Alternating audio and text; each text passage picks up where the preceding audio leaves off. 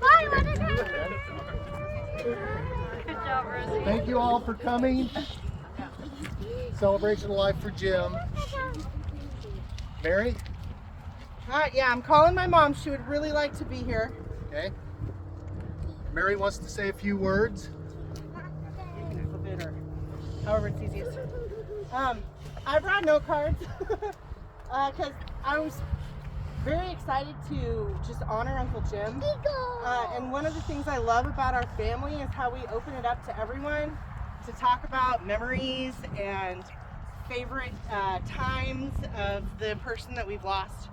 And I'm pretty raw, so you're gonna have to accept that I'm gonna cry. But it's not because I'm sad about Uncle Jim, though I am. It's been a tough year, just in general. So I would like to make this a back and forth. If you think of something as I'm talking, interject, right? I want that. I want this to be a group experience for everyone. So I love this family. We have the best family. Okay. I wasn't supposed to start crying right off the bat, but I brought Kleenex because I knew it was going to happen. Okay, we really do have the best family. We mostly like each other, right? At least most of the time. We show up for each other. We know that it's the big highs and the big lows when we really need each other. And it's just great to be a part of it. So we always try to come. We love being invited, and we always try to be here. I know that my mom is really sad that she couldn't be here. So Allie, thank you so much for FaceTiming her. We love you, Debbie. Love you, Debbie.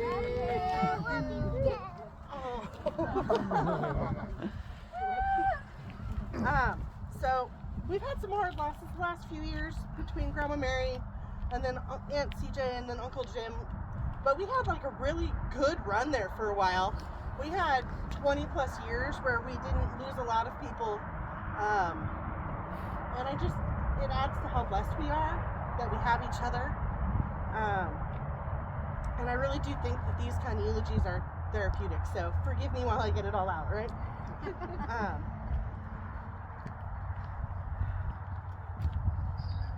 It's hard for me to separate Uncle Jim and Aunt CJ because they were both always there. So I'm going to kind of talk about both of them, and I hope that's okay with everyone, because I can't separate the two. When I think of my memories, they were both there. They were both always there. So I started thinking about the first time I met Uncle Jim, and I don't remember that. Like, I was too little. He was here first, which is great, right? But he so loved meeting all of our kids, right? We've got all these great pictures of him with our babies, holding them, snuggling them. One of the first things he did to Gwendolyn when she was little was hold her and buzz into her and just make her laugh so much. And it was, I can't remember the first time, but he's always been just this big presence in my life. But I do remember the first time I met Aunt CJ. I was sitting on the sit and spin in the green room at Grandma Mary's house. I was like 5 or 6, maybe even younger, because I looked up when they were married, and I was probably more like 4 or 5. But she got down on my level and she said, "I'm going to be your new aunt, and I really hope that we'll be friends." And it was just so magical, right? And from then on, we were so tight.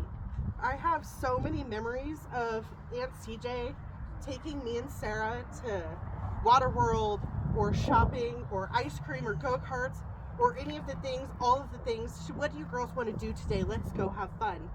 And she just loved to be a part of our lives. She loved telling her story about how Uncle Jim proposed.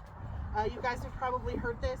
He didn't have a ring, so he used the paper ring from a cigar, right? And she just loved that because it wasn't about things. It was about the life they were going to have together. Before Aunt CJ became Aunt CJ, she was Karen. She was never a Karen, right? She was Karen. And I think it shows so much love that she changed her name for him because it caused him pain. And that since then she's been Aunt CJ. And I always hear it the way she'd said she loved her Jimmy so much. She called him Jimmy. So growing up, getting to come to Camdenton, it was really magical for me. It was like my camp, right? Like a lot of kids go to summer camp. I came here and I got to see all of you, and I got to have such amazing memories. Between my grandma and my cousins and my aunts and uncles, I had this expectation, or I had this idea that it was always like that here. And then I found out that the magic came when we all came together. And so I really appreciate that we all still do that. It's wonderful. I call this my happy place, which is a little nerdy, but that's me.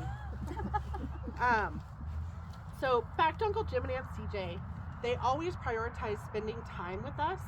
They would ask you how you were doing, and it wasn't ever that like, I'm trying to fill time. It always felt like they really wanted to know how we were doing. They had follow-up questions.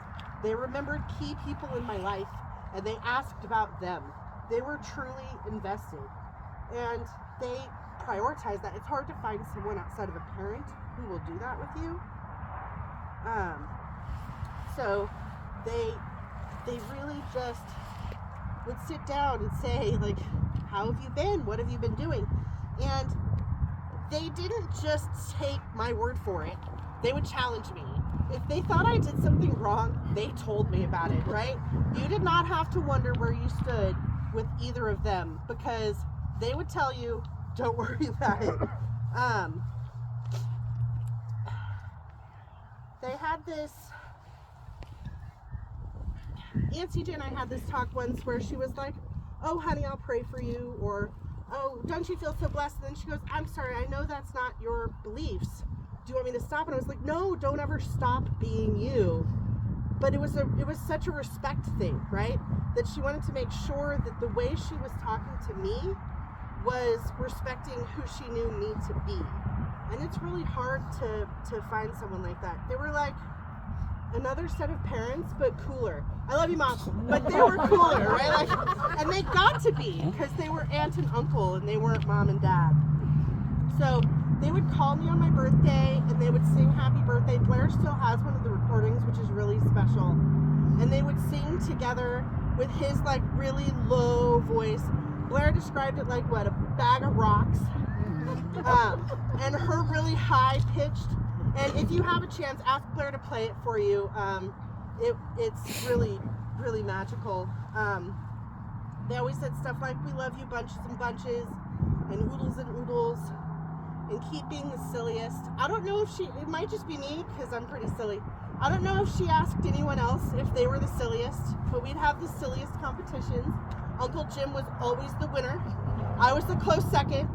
But every once in a while she'd say, oh, I guess you're the silliest today. Do you remember that, Sarah? No. Like, so it might just be me. Oh, yeah, it was not funny.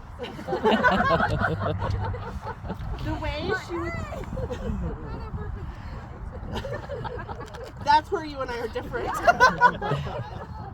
The way she would write Facebook posts, like you can hear her reading them.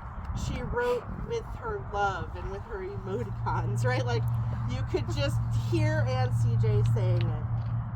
So many memories, it was hard to pick. One of my earliest memories was watching Uncle Buck in their loft when they were building a house and they were staying up off the lake. And they let us eat as much pizza and soda pop and candy as we wanted. And then it might be the only time I've ever seen Uncle Buck, but I will forever associate that memory with them. I remember when they used to live over in Panoramic, and we'd walk to their house from the Lombardo's house or from Aunt Carol's house. I remember sitting on the back porch with Uncle Jim while he was smoking his cigarettes, and we would just sit there and talk until eventually half of the crowd came out from Grandma's, and we started talking memories, and just so many fond memories. I always knew I could confide my deepest fears, and there'd be no judgment. We talked about infertility a lot. Oh my gosh. We talked about struggling to have kids. We talked about how much Aunt CJ and Uncle Jim wanted to have kids, and that it wasn't in the cards for them. Aunt CJ couldn't have kids from before she met Uncle Jim. It wasn't a conscious choice. But it was like they become parents to all of us because they couldn't have their own. And they would have been really good parents. I'm normally funny, I swear. Okay, so. You're doing great. Am I doing okay? It's cool. You're doing great. Okay, so 2015, we moved to Camden and we didn't know where we were going to live. And Uncle Jim called me up and said, please live with us. We live in a community, we're not allowed to charge you rent, but please live with us as long as you need to until you find a place to stay. And it was a magical 2 months where Gwendolyn was 7 months old and she was just starting to cruise just before she could walk. And Aunt CJ had these tables, patriotic tables, of course, and they were nesting tables. So she pulled out the smallest table, and Gwendolyn literally walked it around like a walker, just in circles all around while she was learning how to walk. That was one of Aunt CJ's favorite stories. So I just feel like they filled the world with their love and their generosity and their kindness. And we're going to see that today with the many friends that are going to show up to celebrate them. One of the things I asked Mike on the ride here, he said they were never in a rush. Things were going to happen when they were going to happen, and it was fine. And it was such a nice, relaxed, way to think about things, to not be on a clock all the time. I remember I asked Uncle Jim about sales once, because he was an amazing salesman. I've talked to Uncle Guy about this too. You alluded to this last night, that sales is about building that relationship. And if you're solving your problem by getting them to buy something, you're not building the relationship. He's like, you're solving their problem. You have a store, you need to fill the shelves with stuff that will sell. Let me help you. Let me show you what will move your product. And you see that with the way people loved Uncle Jim. They didn't just want to buy stuff from him, they wanted him to have dinner with them. They wanted him to stay at their house. They are going to show up today because he was so loving and kind and compassionate. So Uncle Jim and Aunt CJ were married for 35 years. I did the math. They were married for 35 years, which is amazing considering they were pretty far into life before they got to meet and get together. And if you think about it, CJ was sick for the last 25 of them. And Uncle Jim never complained, at least not to me. He never was upset that he might miss something or come to an event by himself. He was never frustrated with her. I never once saw them fight. They so loved each other. I would see them jest, right? And kind of poke at each other, but it was always in love. And I want to do that. I want to emulate that, right? I want to always be there for my partner. So Hear that? Gotta be. I do. So me and CJ, we would sit and we would lament those poor women that didn't pick men as good as ours, that would just take care of them and love them and accept them for who they were. So Mike and I always said if we had a son, we'd name him after Uncle Jim. And we realized as we were finalizing the name that we had an opportunity to name him after both my Aunt CJ and my Uncle Jim. So he's Colin James, and he's cold and he's ready to go inside. But he's named after both of them. And he's got some big shoes to fill now for being such a little guy. So they both Uncle Jim and Aunt CJ found such joy in charity. And they were so generous to others. They constantly let people live in their basement or live in their mom's house, or they let us live in their basement. They were just so generous, not just with their time, but with their belongings and their possession. And CJ loved to give gifts. I called it CJ swag. She found out I was buying my first house, and she gave me all of the Tupperware I still use to this day. And it was like love just flowed from them. Uncle Jim, we were on his route for sales, so he would come and have dinner with us. And for the first 10-15 years, Aunt CJ got to come too. And Blair, do you remember that girlfriend you had? That you're like, which one? That she did the dishes one night, and Uncle Jim and Aunt CJ were like, wow, she's a keeper. You keep, and taught Blair that every time he comes to someone's house for dinner, he stands up and does the dishes because it's such an easy little thing. But it really makes people happy and feel special. And he didn't marry that girl, thank goodness, okay? She could do dishes, but that was it. You are funny. So, most of all, and I swear I'm getting to the end, I would want to thank Uncle Jim and Aunt CJ for modeling what it is to love each other so. We got that modeling from Papa and Grandma Mary too, and they really taught, I would say, all of us. We've got such wonderful, strong, loving spouses and partners and relationships. We've got generation upon generation that is also emulating that. And they really showed how to love each other through the hardest of times, because they were dealt a pretty rough hand. And you wouldn't know it. You wouldn't know it until you sit back and you think about how hard the last 25 years of Aunt CJ's life were.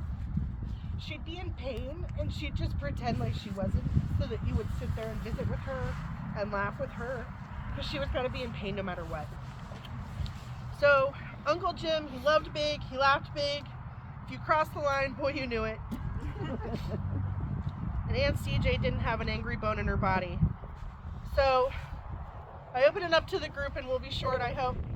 Or not necessarily, but if you had 5 more minutes with Uncle Jim or Aunt CJ, what would you tell them? I have an answer because I got to think about it. I would just thank them for loving me. They really loved me. And my husband. And my kids. Okay. And then I've talked about my favorite memories.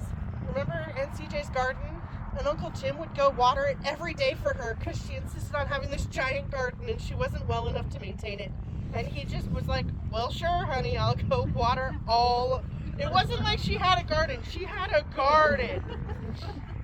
I loved staying up late playing Nerds with Sarah and Aunt CJ. To thank her for letting us stay in their house, me and Aunt CJ took a helicopter ride all over the lake. We got to see the dam, and we got to see Grandma Mary's house from above, and even looking at Walmart from above was a new perspective, right? Uncle Jim brought us here once because I love to golf and I'm terrible at it, and so he offered to give me some pointers. He took us in the golf carts and we went all around, so it's so fitting that we're here today. One of the last things that I got to say to Uncle Jim before Aunt CJ passed, we knew that Aunt CJ was on her way out after Grandma Mary's funeral, and we were about to leave town, and we decided to take an extra half an hour and go see her because it was probably the last time, and it turned out being the last time. And it had rained a whole lot like it has recently. And you know how they have the curved drive? Well, Mike accidentally drove into their yard a little bit in the curve, which is easy to do, it's not wide. But because it rained so much, the car like sunk in and completely destroyed their grass in a strip where the wheel went. And I got out and I'm wearing like Crocs or whatever, and I'm like trying to fix it, right? Like, oh, go back into place, right? So I call Uncle Jim on my way out of town. I was like, I just wanted to tell you I am so sorry, and I just wanted to make sure that you knew that it was all Mike's fault. I wasn't driving. And he was the one that did it. And I could hear on the phone, you know, while she was holding the phone, his big laugh, right? He had that booming laugh. Yeah. Yeah. And it also told us that he forgave us, right? They loved their yard, so that was a big hit. And Aunt CJ was really at the end, so it was not a good time to mess up their yard. So the words I would use to describe Uncle Jim and Aunt CJ: kindness, generosity, patriotism, Christian, strong, compassion, friend. Am I missing any? Are there any words that come to mind? Hospitality. Hospitality, yes.